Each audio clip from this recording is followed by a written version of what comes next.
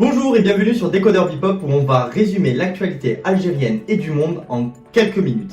J'espère que vous avez passé un bon week-end même si c'est très difficile avec tout ce qui s'est passé. Donc comme vous le voyez, maintenant je suis de nouveau à l'écran, donc voilà, on reprend comme avant. Donc maintenant je serai là, il n'y aura pas que ma voix. En plus de ça, comme vous avez pu constater, on a un fond vert et bon, on s'achète un peu de matériel pour un peu améliorer la qualité des vidéos.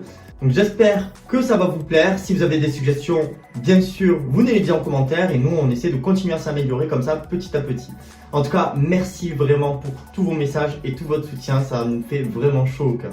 Aujourd'hui, on va parler des incendies ainsi que de l'incident avec Jamel. On fera aussi le point sur le réseau social Facebook et de son emprise en Algérie. On fera un petit point Covid ainsi qu'un petit point de ce qui se passe en Afghanistan. C'est très chargé donc on perd pas de temps. Mais juste avant, n'oubliez pas de vous abonner comme d'habitude pour nous soutenir. Allez, c'est parti.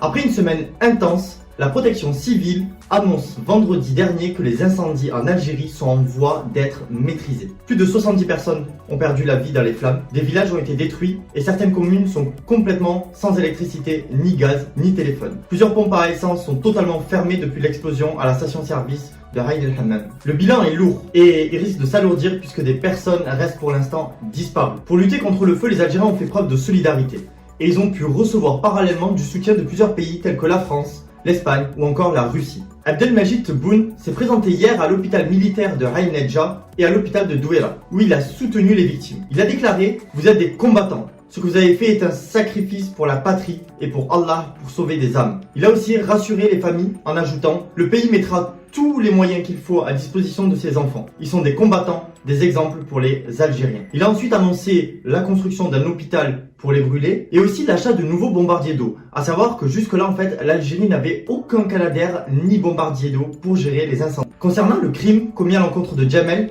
de nouvelles vidéos montrent plus de détails sur le déroulé des événements, ce qui a permis de nouvelles interpellations. Cet acte a été fermement condamné par la communauté algérienne, qui réclame une justice pour Jamel. Un rassemblement a eu lieu ce samedi 14 août à la wilaya de Meliana. Et à l'heure où on tourne justement cette vidéo, il y a une conférence de presse qui se déroule. On vous fera un résumé de cette conférence de presse demain. Dans ce contexte très difficile, les Algériens se sont montrés très solidaires. Les bénévoles ont été plus que nombreux. Les dons de nourriture, médicaments, logements ont été sans précédent. Par crainte d'une hausse des tensions, ces condamnations ont aussi été accompagnées par des appels au calme et à la solidarité. Parmi lesquels nous retrouvons les mots du père de la victime, qui a déclaré « Les gens de la Kabylie sont nos frères.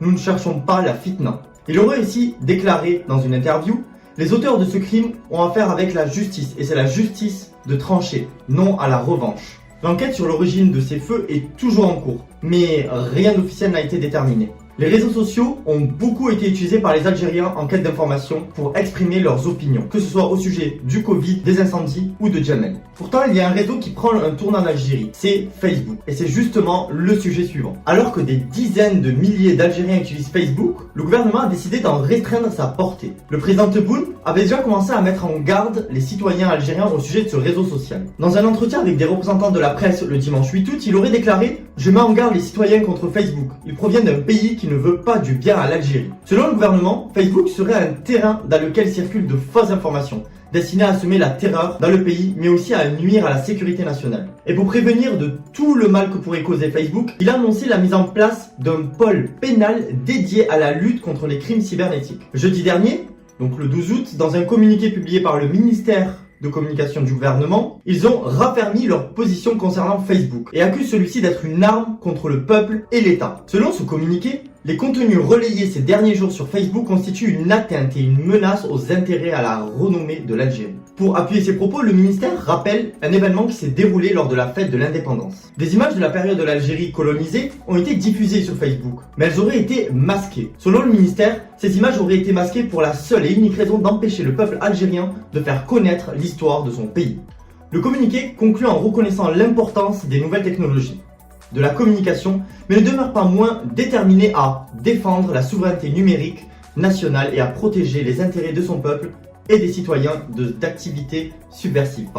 Certaines personnes voient ce combat comme une atteinte à la liberté, car beaucoup de groupes et d'opposants au gouvernement s'expriment justement sur ce réseau social qu'est Facebook. D'autres y voient une bonne chose. En effet, l'information qui circule sur Facebook est difficilement contrôlable, et des entités contrôlant bien l'art des fake news peut facilement déstabiliser l'Algérie. Souvenez-vous, Biden avait accusé la Russie d'avoir inondé Facebook de fake news et donc d'avoir permis à Trump d'être élu. Ce qui montre que même des pays aussi puissants et stables que les USA craignent ce réseau social. Donc on vous conseille de faire très attention à bien vérifier les infos que vous lisez.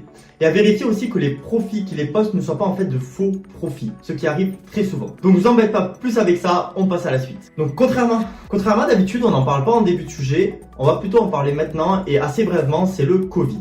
Même si les chiffres sont à prendre encore une fois avec des pincettes, comme on l'a rappelé dans beaucoup de vidéos, les nouvelles restent assez rassurantes. Les derniers chiffres révèlent que les contaminations et le nombre de décès liés au Covid continuent de baisser. En fait, en 24 heures, 753 nouveaux cas et 36 décès ont été enregistrés, ce qui est une forte baisse par rapport aux jours précédents et aux mois précédents. Pour accompagner les wilayas de Tizi Ouzou, qui en ce moment doublement impactés, entre les incendies et la lutte contre le Covid, le ministère de la Santé, Abdelrahman Ben Bouzid, a annoncé jeudi dernier que le plus grand nombre de concentrateurs d'oxygène sera envoyé à Tizi Ouzou. On souhaite, nous, plein de courage à toute l'Algérie et surtout la région de la Kabylie dans cette double épreuve. Passons maintenant au dernier sujet du jour. On vous a récemment parlé des talibans qui gagnent du terrain en Afghanistan depuis qu'en fait les troupes américaines se sont retirées. Jusque-là, ils n'avaient pas atteint la capitale. Mais on a appris ce matin que les talibans commençaient à prendre le contrôle de Kaboul. La vidéo jusqu'ici est très longue et on ne va pas traiter le sujet aujourd'hui. On vous tient au courant dès demain de la situation là-bas. Donc voilà, c'est tout pour aujourd'hui. J'espère que le format vous a plu. Si vous avez des suggestions, n'hésitez surtout pas à nous les dire en commentaire. Nous lisons presque tous les commentaires. Et en même temps, du coup, à vous abonner. Quant à moi, je vous dis à demain.